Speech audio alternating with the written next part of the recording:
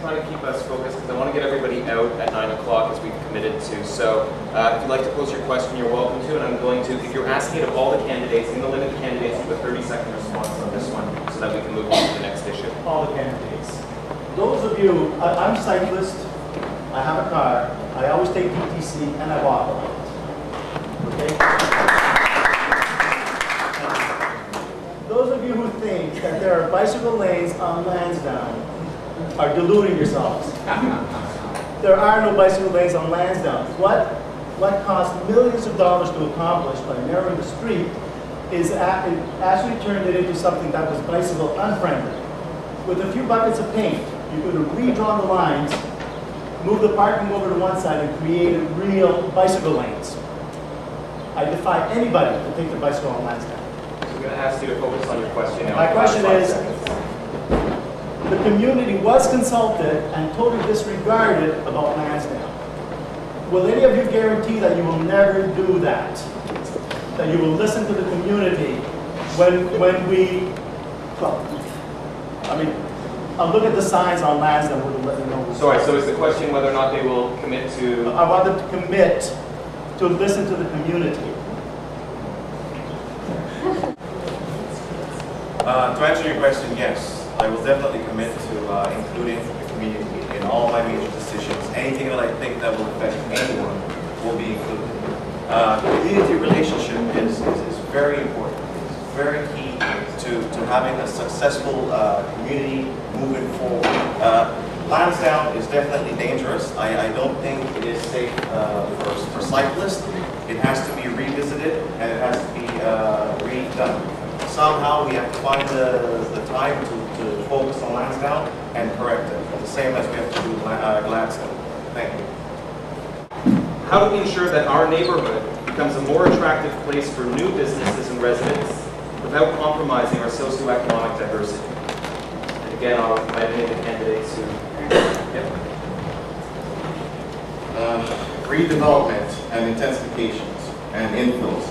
These are terms that are used in dealing with development. Any one of these types of development can have a negative impact on our community and set a template for bad development. Developments have to fit our community, not just be a character. Development has to fit the residents and the resident that it is in. I, as a councillor, will ensure, as a preventive measures, consult with residents to include their decisions in the making process, and the decision-making process, excuse me. Residents must have a say in how far we will take our community, and I believe in that strongly. To ensure that all residents have a voice, I will establish a consultation group which will include residents and developers. Everyone will be consulted and everyone will have a voice, because I think that's how a councillor should be with his or her community. Hi, my name is Peter, and I'm a local resident, and I feel like there's been so much negative talk happening and a lot of fear of things, and I've no doubt there's always problems that are happening that we have to deal with. But I'm wondering if the candidates could talk about, do you think that this is a better community to live in from, let's say, 10 years ago or 15 years ago? And if you do think it's better, then what sorts of things do you think have improved? How would you continue that progress?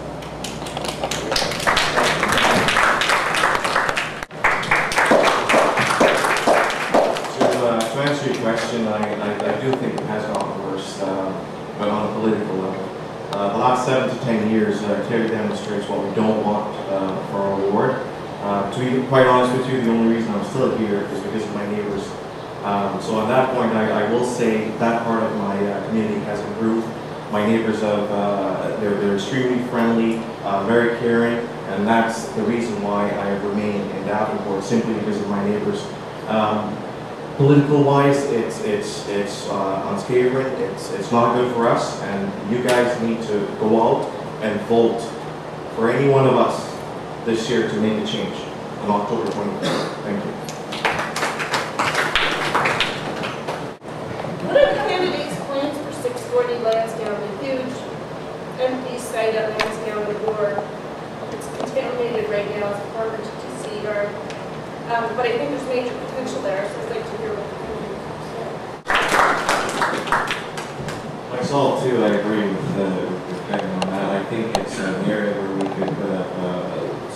businesses and bring jobs to the area and to the community. It will also help beautify the street a little bit, to be honest with you. I actually live in that area, and I'm actually looking forward to see what will be going there. But now that I'm running for council, I know what I do, which will be for small businesses, which will also create a lot of jobs, right? So that's what I would like to see. Thank you. Thank you. So we're going to move on to the last portion, the last topic. So we're going to talk about councillor community relations. The general question to kick us off is this, maybe not so general. What specific measures will you put in place to facilitate a strong relationship with the community? So again, I'll repeat the question. What specific measures will you put in place to facilitate a strong relationship with the community? There's been a suggestion made also, when you speak, if you can just mention your name again. Some people weren't here at the very beginning. It would be helpful for them to know who's talking. The one specific thing that I would do is create accessibility and transparency with all residents. I believe a councillor has to be accessible to its constituents, and he has to be very transparent. And that is one of the things that I want to do, and I will create. I also think that technology is the way to go. I agree with Jack that a lot of people do not go out, and some are just shy or rather stay home and talk from there. So I think live streaming, like John said earlier, Frank said earlier, is also a good thing for us to do. Thank you. So we'll open it up to questions. Go ahead. Thank you. My name's Steve. I live in the Dover Court and Argyle area. There's two roles that a councillor plays, in my view. One is dealing a lot with the local issues that are only impacting the ward, and the councillors also deal with a lot of city-wide issues. What do you think are some of the critical city-wide issues that need to be dealt with over the term of your council? My name is Kirk Russell. Thank you. First and foremost, I'm running for council for Ward 18, not City Hall. So I don't work for city staff. I work with the members of Ward 18. I also believe in Transit City. It's one of the issues that I'm looking at currently, and I do believe in working with other councillors in solving these transit issues. Are not just located to one area. It's a citywide problem. I believe in TTC and Metrolinx should actually be more coherent and working together as a team, which will also benefit all of us. I also believe in electrification. As for low-income housing, I think we need more of that. That is one thing we're currently looking at, to how to expand on it and include it in our development as we go along. Thank you.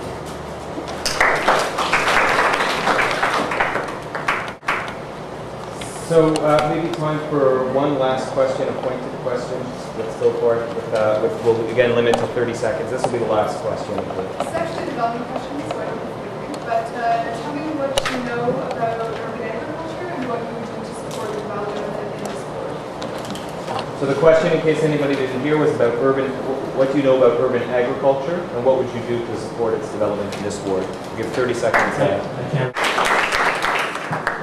I'm actually a big fan of community gardening for two reasons. One, because it simply provides us with food, and it brings the community together. I'm a member of a group that is actually looking into flat roofs, Greek gardening as we call it, and we're looking at expanding on it and bringing it down into the Toronto area. We're looking at talks of getting in touch with the CIBC and the President's Choice because we believe that there is going to be a food shortage because of how the population is being increased.